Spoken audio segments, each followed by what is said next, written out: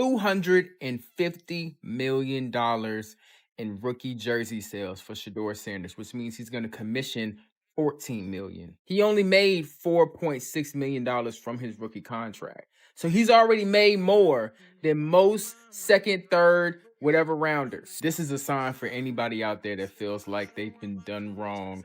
You are always going to end up on the right side if you are a good person. What if I told you a rookie quarterback just inked a jersey deal so outrageous it made NFL owners sweat through their designer yacht suits? Shedeur Sanders didn't just sign a contract, he detonated the whole system with a $250 million prime equity power play. Suddenly, billionaires are panicking like it's another Wall Street crash, clutching their champagne glasses while their monopoly slips away. Forget highlight reels. This kid is rewriting the NFL playbook without even taking a snap. The question now, is the league ready for a quarterback who negotiates like a Fortune 500 shark instead of a fresh-faced rookie? This isn't just business, it's a straight-up hostile takeover, dripping with swagger. Picture it, NFL owners were out on their floating palaces, sipping overpriced wine, and congratulating themselves on another year of cashing out the fans. According to Fanatics, is the best-selling jersey in his draft class. So what do you guys think about that? Shedeur Sanders is going to be one of the richest quarterbacks ever. Prime equity from $250 million earned from his jersey sale. A lot of y'all said, Cap, that's a lot. Then boom, a 21-year-old quarterback drops a $250 million grenade on their merch empire, leaving the whole league scrambling for answers. Get Jerry Jones on the line. You can almost hear someone scream. Because make no mistake, Shedeur just stiff-armed the NFL ownership club in the most disrespectful way possible. Draped in a velvet robe, rocking designer shades, and grinning like he owns the league before his first throw. Shedeur didn't do this with some bloated salary or a stack of bonuses or one of those cheesy performance incentives where you pocket $50,000 for blinking 3 times on third down. No, he went for equity, real ownership. We're talking about the nameplate, the stitching, the logo placement. Every thread of his jersey belongs to him. Tell the truth. Does this surprise you guys that Shedeur Sanders, pick number 144, is now the best-selling jersey of the draft class? No, and this is why he's going to be a Cleveland Brown. I think he's going to be on the roster no matter what. Because at the end of the day, I do think he has a safe floor at quarterback, but those type of things, moving the needle, moving dollars around and being relevant as a franchise, that's what you want as an owner. Well, Jimmy. That means every time a fan cops a Shedeur Sanders jersey, the cash doesn't disappear into the NFL's endless maze of revenue spreadsheets. It flows right back into his pocket. Now picture the rest of the league waking up like, hold up, we can do that? Because up until today, players have been feasting on crumbs while the NFL gorged itself on filet mignon. For decades, athletes got tossed a slice so tiny, it was like a Costco free sample. Meanwhile, the billionaires were walking off with the whole buffet. Normally, here's the scam. The league, the teams, the sponsors, and 7 middlemen eat first. And by the time the players see a cut, it's basically nothing. It's like watching your grandma bake cookies, only to be told you can smell them but never get a bite. But Shedeur? Time at the rookie premiere event. Did you get a chance to catch up to Trav? Yeah, it was fun seeing Travis there, of course. He's a changed man now. He got bankroll. Baby. It was cool being able to see him. Being on the stage, being able to take a picture because it started in Jackson State and just an idea, just a thought. It was just cool to see me and Travis, actually have NFL jerseys. They say you were trying to steal your jersey, though. I seen a video. Oh, when I was trying to steal my jersey? Yeah. I took the jersey. I didn't think it was a problem. And they yelled over the intercom, everybody return your jerseys. I said, well, let me return this jersey. He flipped the script completely. He smashed the vending machine, scooped the whole rack and said, nah, I'm not giving away my rights for a one-time bag. I'll take lifetime royalties and a chair at the boardroom table. That's not a deal. That's a revolution in pads and cleats. And that's exactly when the owners started sweating bullets, because Shedeur didn't just cut a deal, he drafted a blueprint, a player first, lawyered up, league-defying roadmap that rewrites the rules. Now every college superstar with a strong arm and a half-decent Instagram is staring at this like, wait, that's possible? Suddenly, rookies aren't just bragging about 40-yard dash times, they're plotting business coups before their first snap.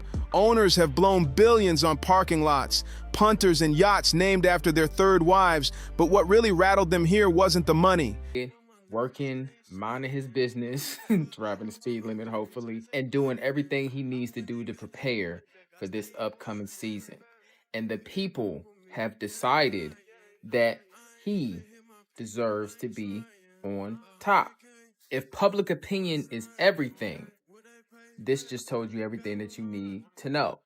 Because the NFL can punish you for public opinion, but they won't reward you. It was the structure, equity ownership, the holy grail of their billionaire turf.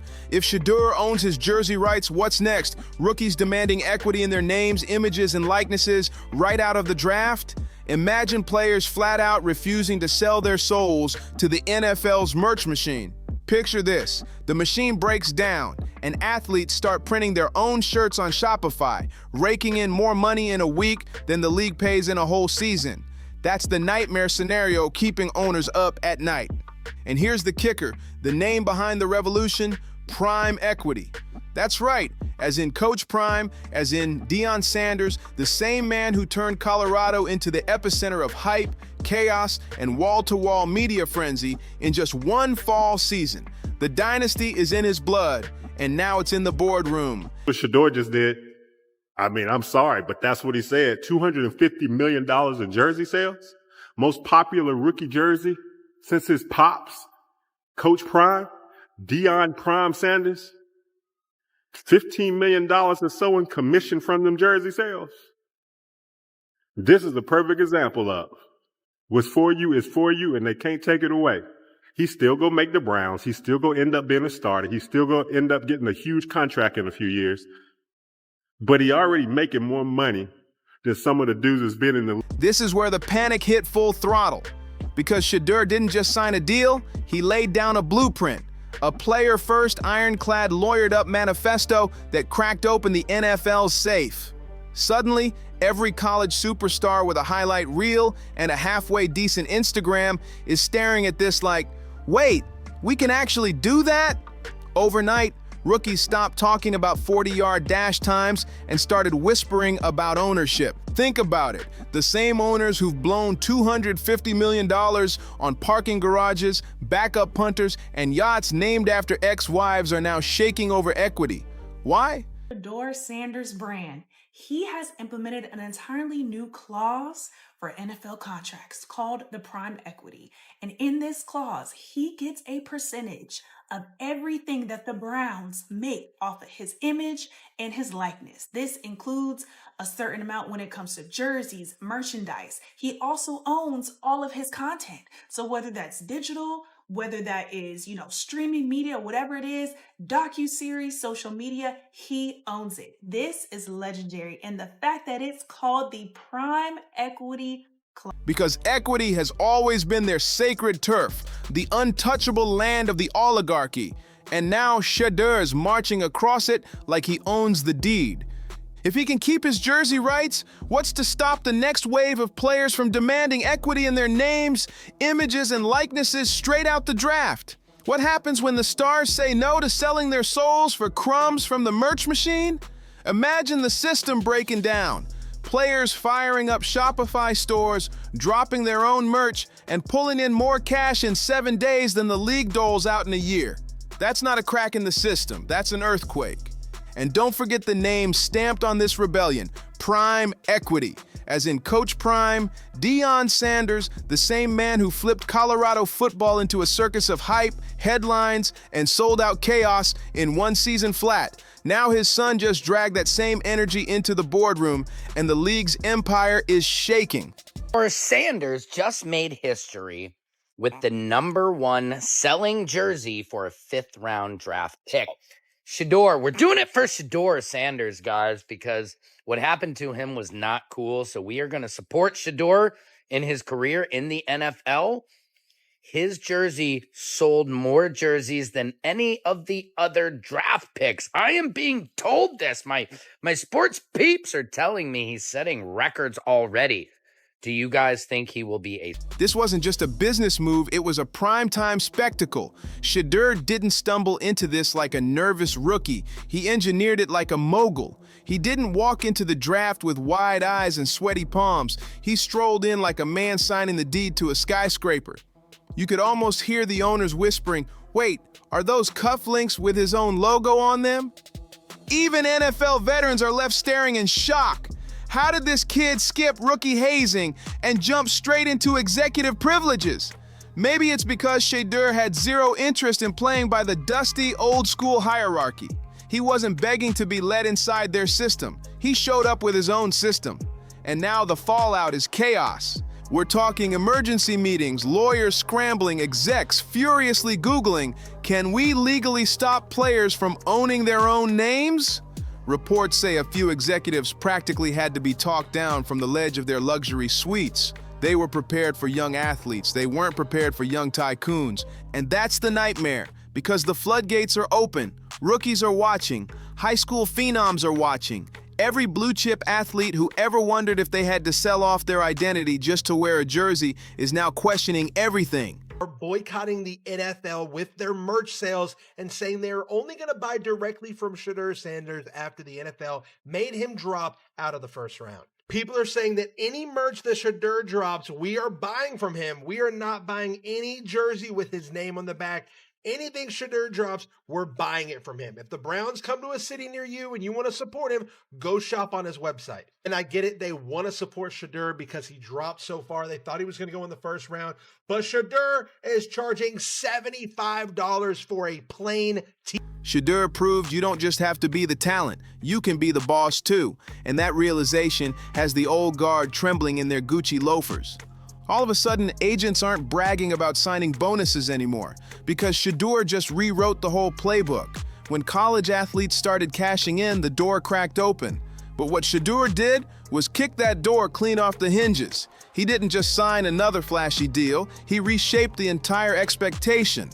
Before this moment, deals were just deals. Endorsements, sponsorships, social media shoutouts. But this is ownership. This is generational wealth. This is, my great-grandkids are eating good because I wore that number on my back.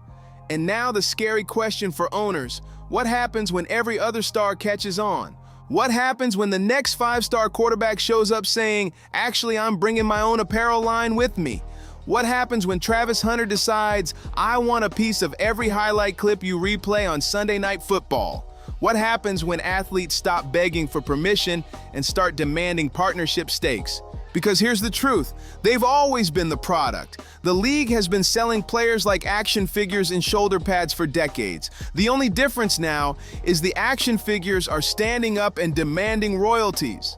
And if that isn't terrifying enough for the old guard, here's the twist.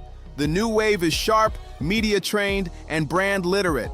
They're not stumbling through interviews hoping for an endorsement check. They're walking in with contracts, strategy, and power moves that make owners sweat bullets. These new athletes aren't just signing deals. They're building entire ecosystems.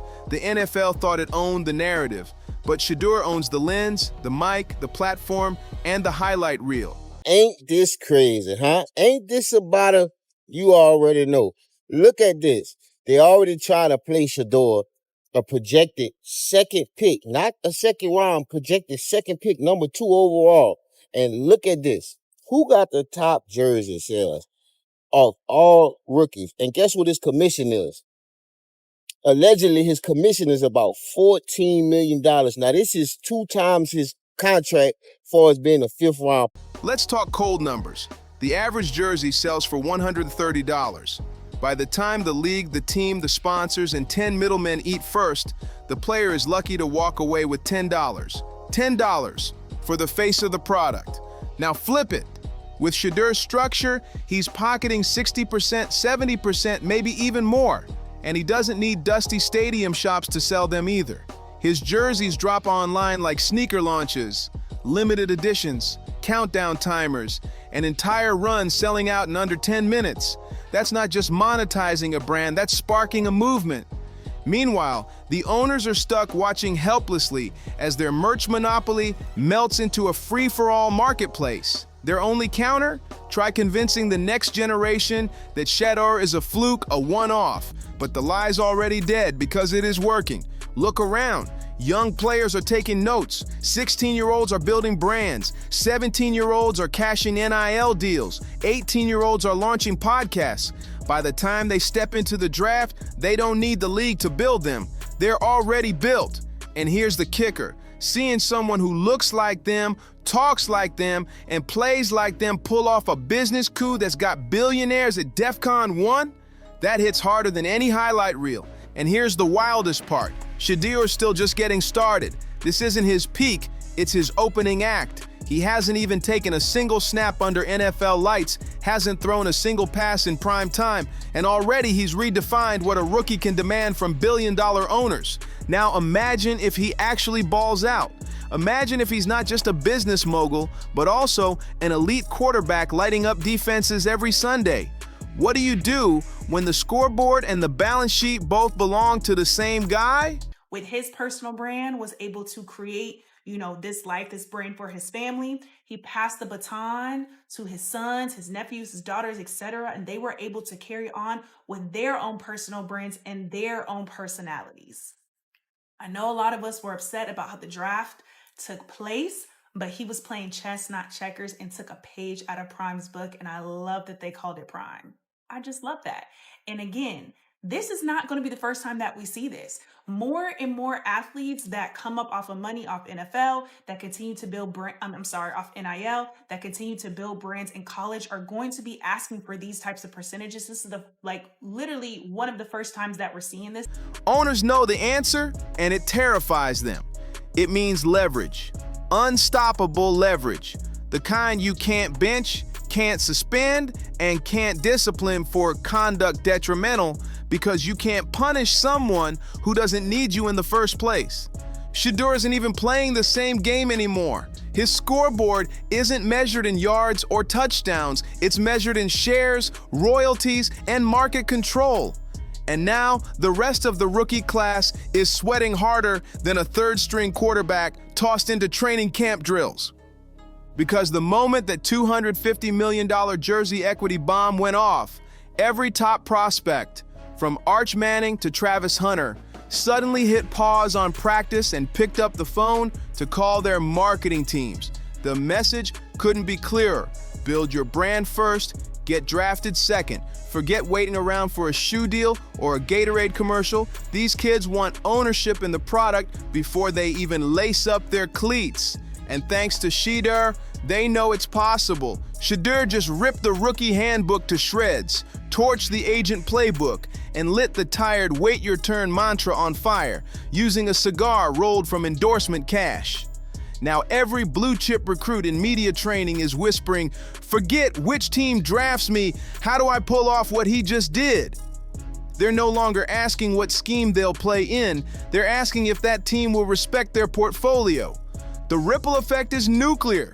Agents are staring at contracts like, hold up, we don't get a cut of the NFT merch line.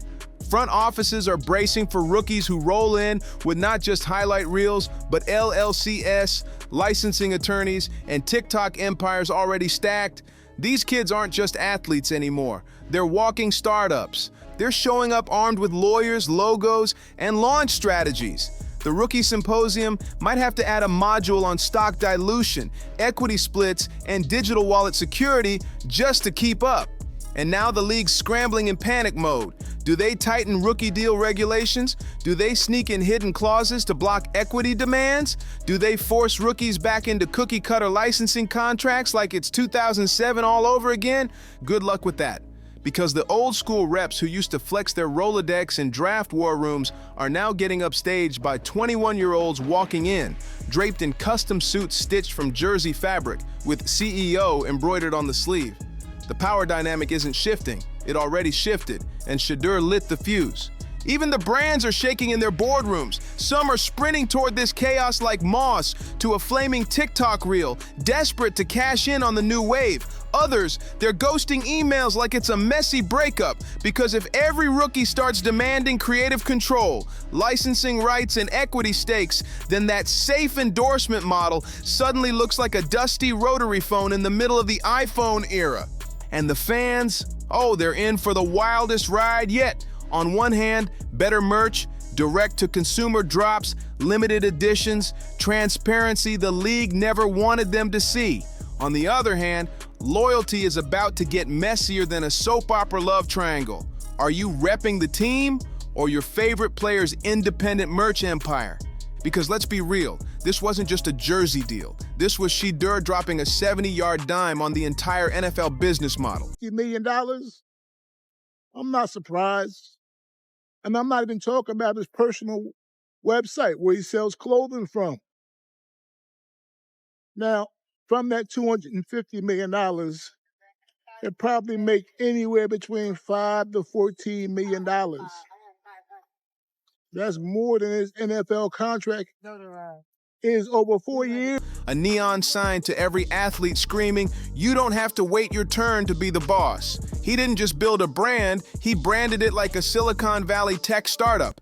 The kind of name that sounds like it could buy out your favorite coffee shop tomorrow and flip it into a crypto hub overnight. It's bold, it's cocky, and it's undeniable. Now the NFL has only two choices: evolve fast or get steamrolled into the turf. Because Shedeur just proved the waiting game is dead and the pie isn't being shared anymore, the players are baking their own. And here's the twist that's driving owners crazy. This storm isn't slowing down, it's multiplying. Every college recruit with a highlight reel and a ring light is already plotting their Shedeur-style takeover. Suddenly, it's not just the NFL on notice, it's sneaker brands, sports networks, even video game companies realizing they can't dangle pennies in front of athletes anymore. These kids aren't chasing clout, they're chasing control. Picture the nightmare for the league: rookies showing up to training camp, not with duffel bags, but with full-blown business portfolios, pitch decks, brand managers, marketing squads, rolled in like entourages. The days of be happy with your signing bonus are over. Now it's show me the equity clause or I'm walking. And fans, they're eating this up because it feels like the power is finally flipping. The billionaires who once moved players around like chess pieces are suddenly the ones cornered on the board. Shedeur didn't just grab the spotlight. He handed rookies the playbook for flipping the entire sports economy upside down. And once that genie's out the bottle, there's no stuffing it back in. Now the smear campaign begins. When billionaires can't control you, they try to crush you. And that's exactly what's starting to happen with Shedeur. Quiet whispers in boardrooms are leaking into the press. He's arrogant, he's distracted, he's not focused on football. But everybody can see what's really going on. This is fear dressed up as criticism. Owners are calling emergency huddles with lawyers, scheming on how to rewrite rookie contracts before the next draft. Some insiders even say there's talk of lawsuits. Desperate attempts to label Shedeur's equity move as a conflict of interest. But good luck with that. He's already 2 steps ahead. Meanwhile, the media circus is spinning wild narratives, half painting Shedeur as a villain too flashy for the league, the other half crowning him as the face of a new era. And through it all, he's unbothered, rocking shades, velvet fits, and moving like the NFL is just another business he already owns. This isn't just a clash over jerseys anymore. It's a full-blown culture war over who controls the game. The old money owners or the new school athletes who refuse to be treated like property. And right now the scoreboard says Shedeur's winning. The new generation isn't showing up hungry for crumbs. They're showing up with their own ovens, recipes, and delivery trucks. And they're not just taking a slice of the pie. They're taking equity. Good luck, owners. Hope you enjoyed those last few decades of unchecked power, because the era of the athlete entrepreneur just kicked off and Shedeur Sanders is already running the 2-minute drill straight through your business model. And here's the punchline: he's not punting. Make sure you hit that like button, subscribe, share this with everyone who needs to see it, and I'll catch you on the next one.